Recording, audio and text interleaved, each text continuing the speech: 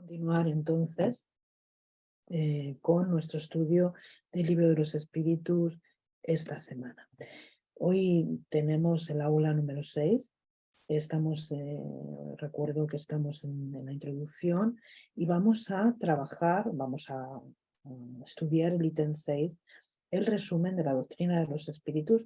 Hoy vamos a ver la primera parte y la semana que viene veremos una segunda parte de este ítem tan interesante, tan importante. Solo a modo de recuerdo de lo que hablamos la semana pasada. La semana pasada nos habló Rosa de una manera muy general, porque son cuestiones que serán tratadas después de nuevo en el libro de los medios, pero de una manera muy general nos habló de cuál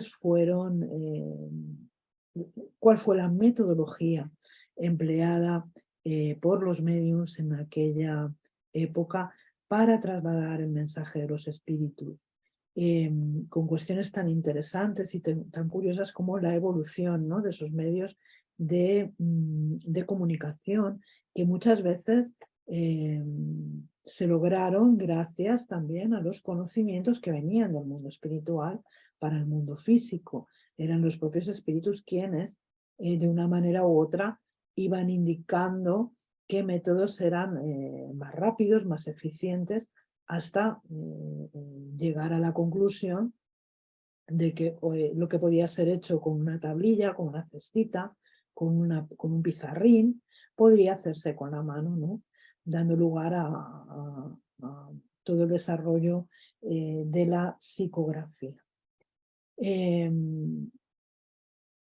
Me gustaría recordar que todo este trabajo fue hecho por innumerables medios y recordar también un aspecto del que ya hemos hablado, pero sobre el cual a mí en particular me gusta mucho incidir, y es que todo esto es producto de la observación, por supuesto, del maestro Kardec, que queda muy sorprendido, ¿no?, viendo cómo algunos de los mediums con los que tuvo la oportunidad de trabajar y que tuvieron la oportunidad de colaborar para la realización de esta gran obra, que es el Libro de los Espíritus, eran apenas criaturas muy jóvenes, muy jóvenes, prácticamente niñas, que no poseían los conocimientos de instrucción necesarios para el tipo de preguntas y respuestas que se obtenían, ¿no?, en este tipo de trabajo. De todos esos medios, a mí me gustaría que recordásemos, bueno, a Madame Pleinesson, al señor Rostand, a Madame Royer, a la hija del señor Fortier, una medium que vamos a ver mucho, que es Aline, a la señorita Armand Dufaux, recordamos, ¿no?, que ella es una medium psicógrafa. Hablábamos estos días de atrás, no recuerdo si en el estudio del Libro de los Espíritus o fue en el estudio del Libro de los Medios, pero ella era una medium llamadas de biografía, ¿no? Escribió la biografía de Juana de Arco y también la de San Luis. A la señorita Jafet, ¿no?, que era la señorita Ruth Celine, que vivía en la rue de Triqueton, en París. Era hija de los señores Jafet y una de las casas tan visitadas, nobles, muy visitadas por Kardec. A Madame de Cardón. Tenemos también a Caroline y Julie Baudin, apenas unas criaturas jovencísimas, a la señora Forbet, a la señora Smith. Todos estos medios contribuyeron para traer esta doctrina de los espíritus de la que hoy vamos a empezar a hablar. Como digo, muchas de estas personas eran mujeres de una cierta edad, pero tenemos a las niñas, a la niña Jafet, a la niña Caroline y Julie Bauden, tenemos a la niña Aline y otros tantos que participaron en esta enseñanza doctrinaria. ¿Y qué va a ocurrir? Bueno, pues aquí Kardec ya sabe que los espíritus se han presentado como tal, ¿no? Como las almas de los hombres que abandonaron la tierra. Dicen algunos de ellos por lo menos haber pertenecido, ¿no?, a esta tierra. Y ellos son los pobladores, los habitantes del universo. Son las inteligencias que pueblan el universo. Llamadas por algunos espíritus o genios y que dicen, como digo, haber pertenecido a los hombres que han vivido en la tierra y que son aquellos que habitan el mundo espiritual. Y por otro lado, el mundo de los vivos, ¿no?, el nuestro, que es el de los espíritus reencarnados que constituyen el mundo corporal. Esto es un poco una parte importante que después iremos desarrollando en el propio estudio del libro, cómo se constituye, ¿no?, esta división. Pero todos nosotros, encarnados o desencarnados, somos espíritus, somos esas inteligencias que habitan el universo. Nos dice Kardec que vamos a resumir en pocas palabras las enseñanzas que estas inteligencias traen para nosotros.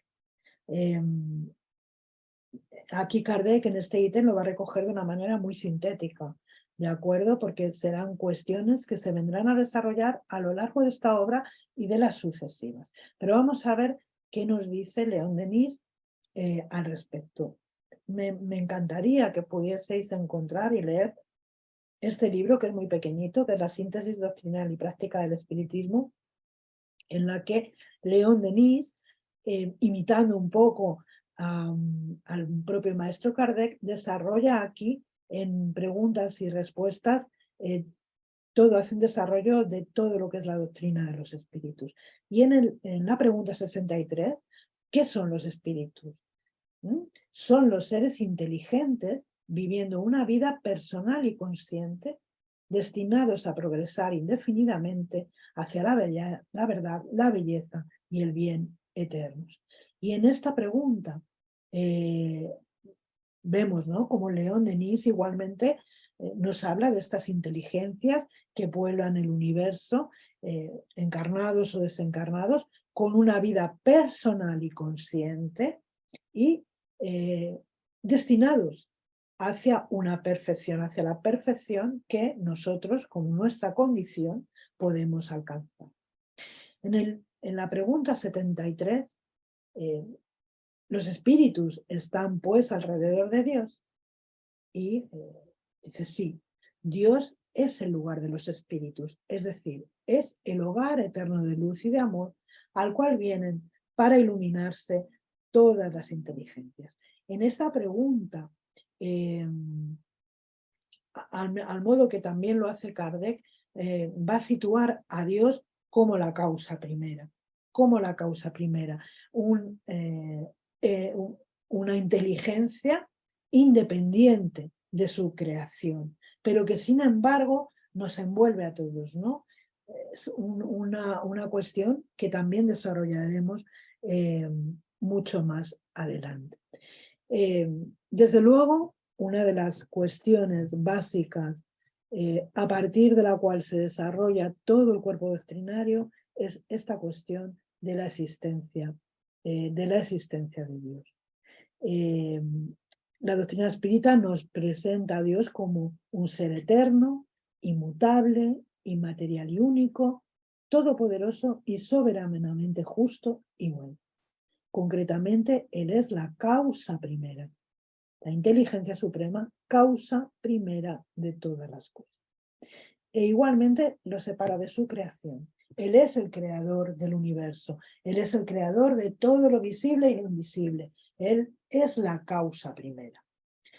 Este universo lo podemos dividir en un universo material, lo dividimos en un universo material y en un universo espiritual. El universo material está poblado por los seres materiales, que van a formar, a dar lugar al mundo visible, al mundo corporal. Es al mundo en el que en este momento pertenecemos nosotros. ¿Y qué es un mundo? Fijaros qué interesante, secundario. Secundario. Podría dejar de existir o no haber existido nunca, jamás, sin alterar la esencia del mundo espiritual. A este mundo pertenecemos nosotros, la raza humana, los espíritus encarnados, ¿de acuerdo? Y después tenemos el mundo espiritual, el de los seres inmateriales, que es el mundo invisible o mundo espírita. Y también es muy interesante porque nos dice que el mundo espírita es el normal, es el primitivo, es eterno, es preexistente y sobreviviente a todo. Es el mundo causal. Es el mundo causal, ¿de acuerdo? Es el mundo del cual venimos. Es nuestro verdadero hogar, nuestra verdadera patria. Nuestra esencia es espiritual, no tiene nada que ver con la materia. Somos seres espirituales viviendo experiencias materiales, ¿de acuerdo? Y no al revés. Los espíritus vienen a revestirse temporalmente con una envoltura material perecedera, cuya destrucción por la muerte los devuelve a la libertad. Nos dice el libro de los espíritus. Y entre las diferentes especies de seres corporales, Dios va a escoger la especie humana para la encarnación de los espíritus, que han alcanzado cierto grado de desarrollo, lo que le da una superioridad moral, una superioridad intelectual sobre todos los demás. Y vamos aquí al problema del periespíritu. Vamos a hablar de ello, que bueno, nosotros, los seres humanos, estamos formados por tres elementos. El primero sería el cuerpo físico, que es el ser material análogo al de los animales, que está animado por el mismo principio vital. El alma, que sería el alma o el ser inmaterial, es decir, el espíritu, y el periespíritu, que es el lazo que posibilita, que une el cuerpo físico, que une el alma al cuerpo, y es el principio intermediario entre la materia y el espíritu. El periespíritu sería ese traje que necesita ponerse el espíritu para poder relacionarse con la materia. Estos tres elementos constituyen al ser encarnado, porque como hemos visto, cuando se produce la muerte física, el cuerpo vuelve a la tierra, se desintegra, se desagregan sus componentes y el espíritu se libera. Y lo abandona con este otro cuerpo que llamamos periespíritu, con esta otra envoltura que llamamos periespíritu, o cuerpo glorioso, como lo llamó Pablo, o cuerpo espiritual, como queramos llamar. Una cosa que sí hemos comentado y que, bueno, yo creo que es una cuestión de lenguaje, que es para hacer una distinción, es la cuestión de si el alma y el espíritu es la misma cosa. Es la misma cosa. Lo denominamos alma cuando está encarnado, ¿de acuerdo? El espíritu encarnado es alma cuando vuelve al mundo causal, al mundo primitivo, al hogar espiritual, hablamos de espíritu. Nosotros participamos de dos naturalezas, podríamos definirlo así, porque por nuestro cuerpo físico participamos de una naturaleza material, de la naturaleza de los animales, pero a través del pensamiento, a través de todo lo que tiene que ver con nuestra alma, participamos del mundo de los espíritus. No hay ni que decir que esta naturaleza animal nos pone en contacto con nuestros instintos, ¿no? Con nuestras funciones más básicas, mientras que, contrariamente, el espíritu o el alma va a dotarnos de esa, ¿cómo decirlo?, de esa percepción espiritual, va a dotarnos, ¿no?, de todo lo que tiene que ver con nuestra vida psíquica, con nuestra vida emocional, con nuestra vida mental. Vamos un poquito más, más adelante, a ver que estoy... vamos un poquito más adelante. Bueno, pues vamos a volver otra vez a León Denis, porque en esta síntesis doctrinal y práctica del espiritismo, León Denis, en el ítem 8, dice ¿qué significa la palabra periespíritu? Bueno, pues esta palabra significa que está alrededor del espíritu, es decir, aquello que envuelve al espíritu. Lo mismo que el fruto está rodeado de un envoltorio muy delgado llamado periespermo, el espíritu se encuentra envuelto con un cuerpo muy sutil llamado periespíritu. Este lazo es está constituido de una envoltura semimaterial. El hecho de que sea semimaterial no quiere decir que en determinados momentos ese periespíritu no cambie su morfología y podamos verlo y podamos incluso palparlo, tocarlo, como ha ocurrido en innumerables ocasiones en muchísimas manifestaciones espirituales que han sido estudiadas por los grandes científicos de la época, ¿no?, del siglo XIX, de principios del siglo XX, a través de los trabajos de las materializaciones de los espíritus, a través también de las propias manifestaciones espirituales. Repito, la muerte es la destrucción, fenómeno que llamamos muerte, es la destrucción de la envoltura más grosera, es decir, del cuerpo físico, y el espíritu va a continuar su viaje al mundo espiritual con esta otra materia, con este otro cuerpo, ¿no?, que constituye para él un cuerpo etéreo, un cuerpo invisible, que para nosotros es invisible en su estado normal. No sabemos, no podemos concretar cuál es la naturaleza de este fluido, pero sabemos que existe. Y no solo lo sabemos a estas alturas, por lo que nos dijeron los espíritus hace más de 160 años, sino porque la ciencia de hoy en día constata la existencia de este modelo organizador biológico, del cual hablaremos más adelante en el estudio correspondiente. Entonces decimos, a partir de aquí, que el espíritu no es un ser abstracto.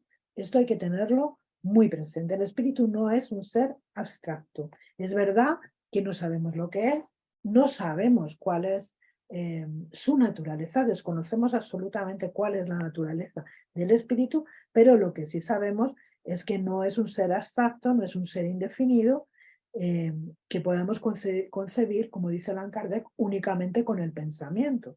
Es un ser real, circunscrito por este periespíritu que le da esta cuestión tan interesante, que es la de individualizarlo.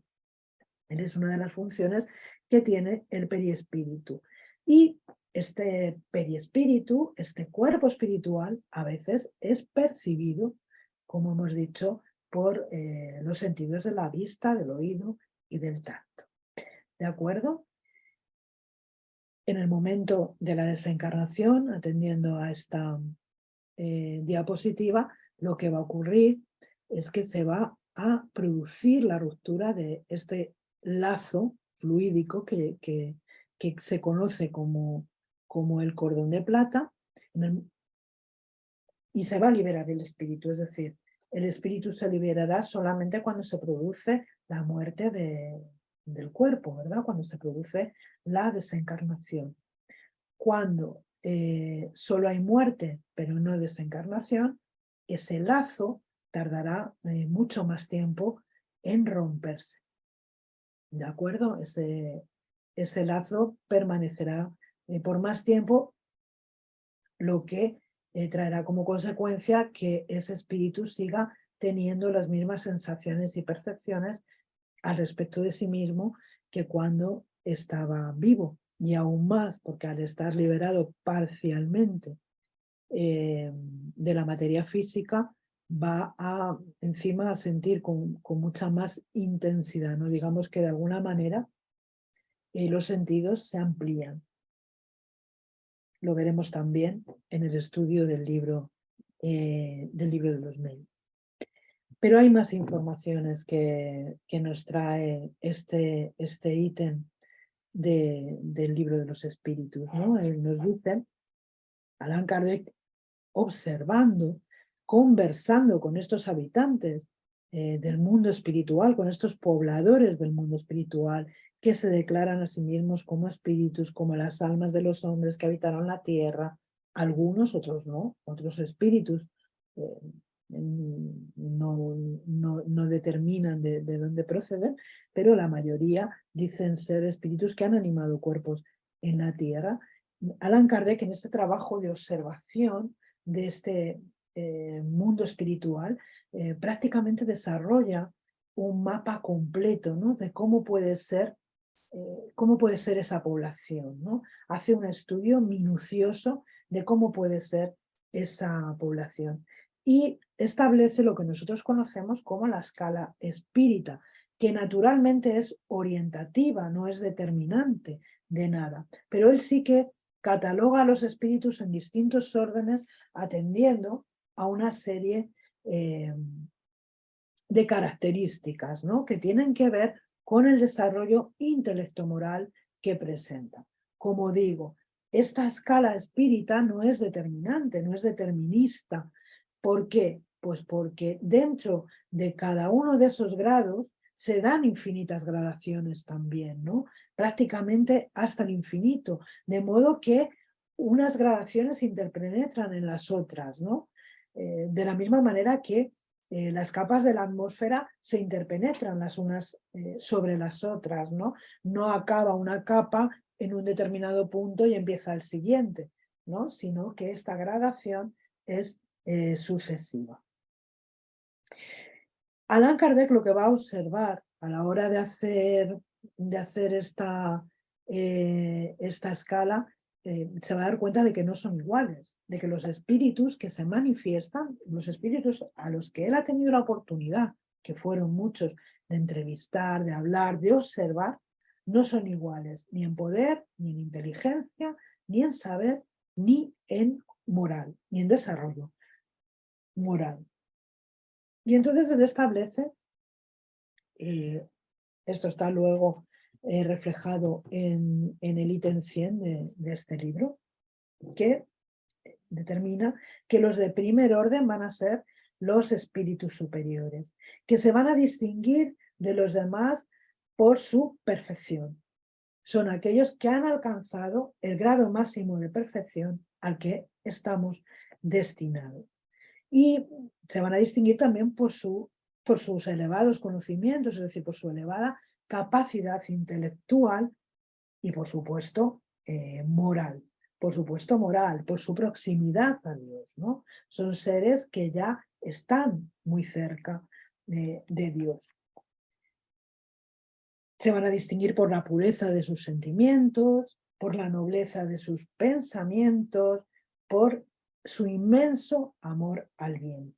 Y él va a decir que estamos en la presencia, ¿no?, dentro de esta escala, de lo que se ha venido a denominar ángeles y que dentro de la doctrina espírita hablamos como, o llamamos o denominamos de espíritus puros. De ahí para abajo, en las sucesivas escalas, pues los espíritus se van a ir alejando cada vez más de la perfección, ¿no? Los espíritus de las categorías inferiores, de las categorías a las que podemos pertenecer nosotros por nuestra imperfección, son aquellos que son propensos todavía a las pasiones, a la envidia, al odio, a los celos, al orgullo, que se complacen en el mal. Los hay también que no son del todo malos, pero tampoco llegan a ser del todo buenos. Y los hay también que son aquellos enredadores, que son más enredadores y molestos, dice Allan Kardec, que malvados e inconsecuentes, ¿no? Que son los que llamamos espíritus frívolos. Pero en esa escala, repito, hay franjas en las que las categorías se confunden, ¿no? Como no puede ser de otra manera, porque cada uno de nosotros somos un universo, cada uno de nosotros somos un mundo en nosotros mismos. Por lo tanto, tenemos que entender que esas gradaciones son infinitas. Una cosa muy interesante que nos dice la doctrina espírita es que los espíritus no pertenecen perpetuamente a un mismo orden.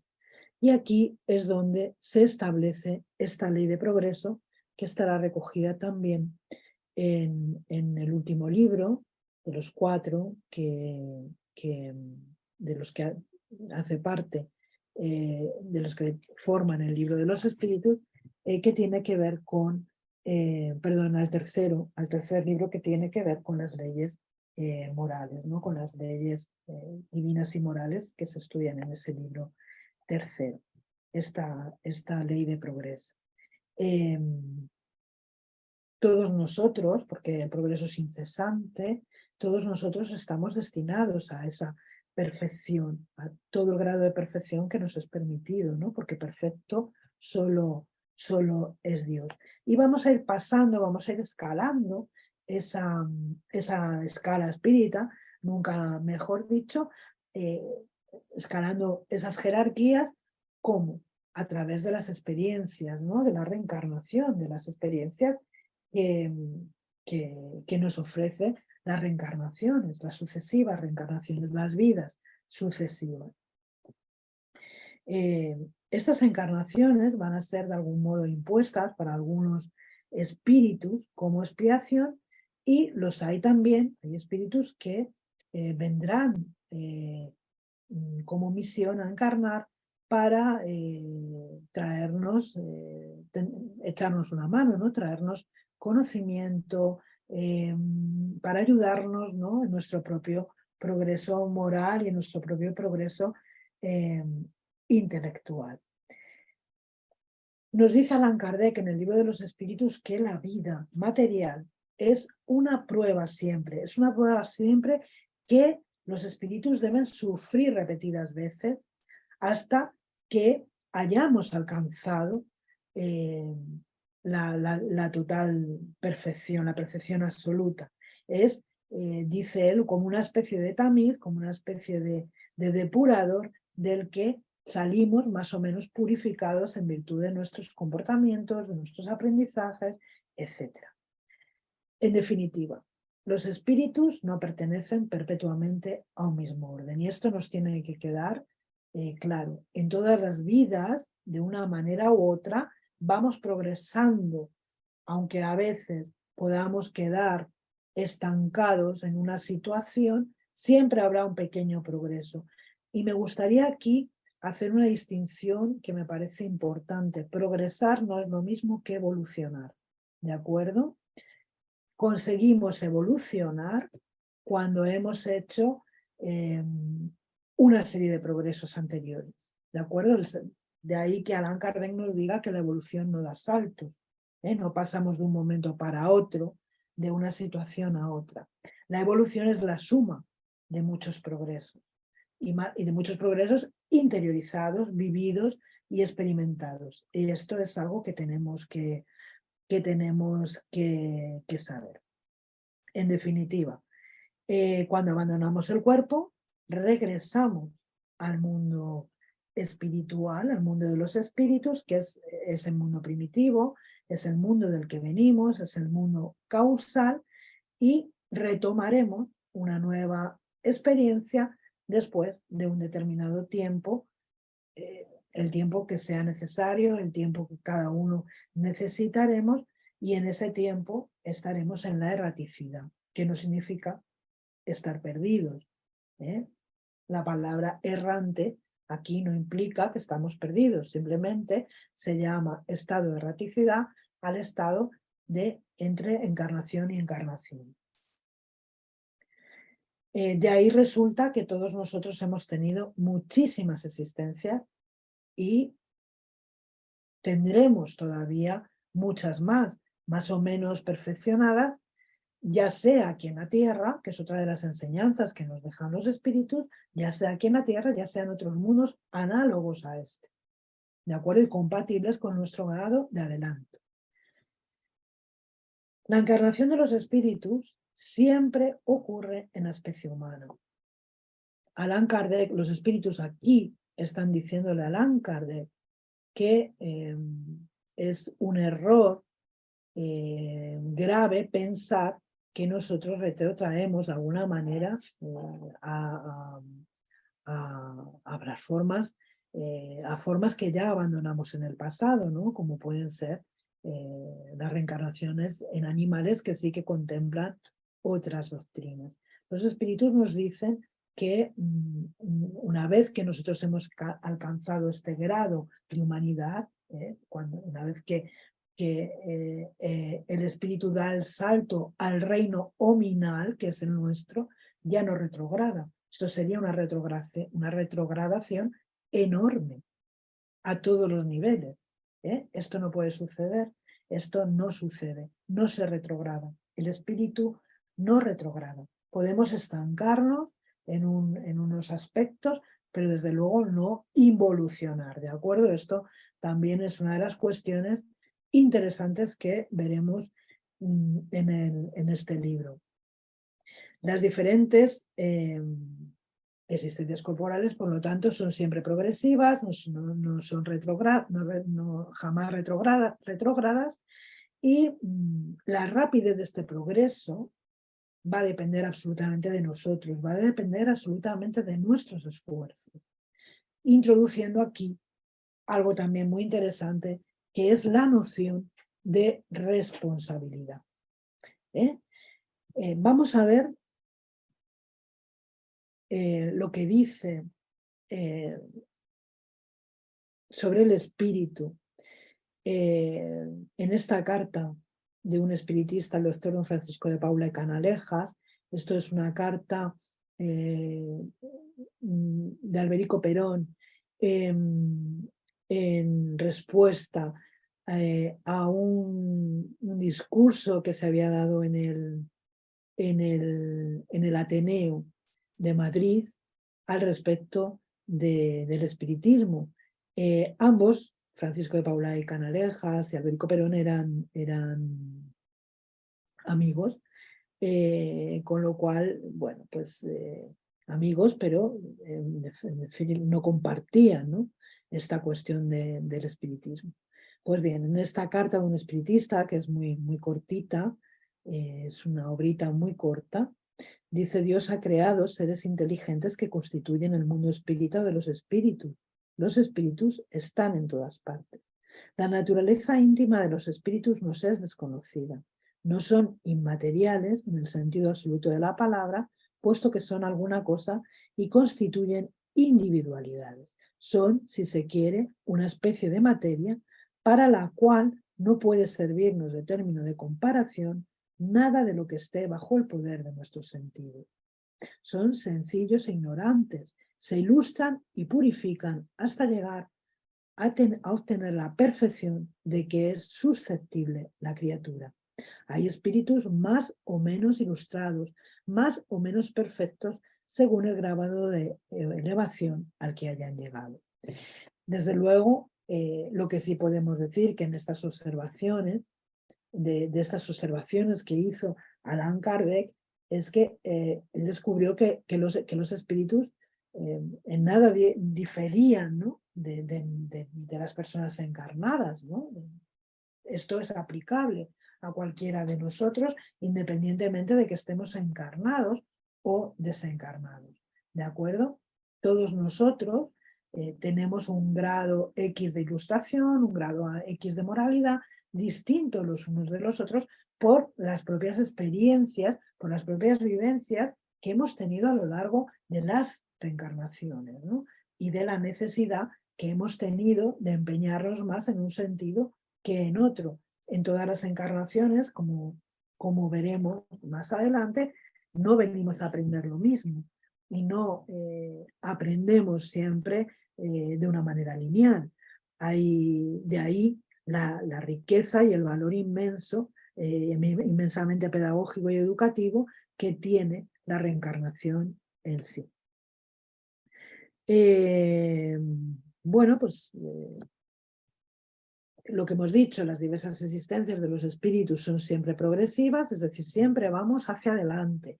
Repito, nos podemos estancar, podemos permanecer un tiempo en una misma situación porque no queremos aprender, porque estamos obcecados, porque por el motivo que sea y tener que repetir curso varias veces. Pero, en definitiva, el progreso es incesante para todos nosotros. Y todos nosotros, en un sentido u otro, progresamos. Conviene entender si ese progreso que hemos hecho es suficiente, ¿no? Como para que pasemos a otro grado o necesitemos todavía experimentar, vivir algunas cosas más antes de pasar al grado siguiente.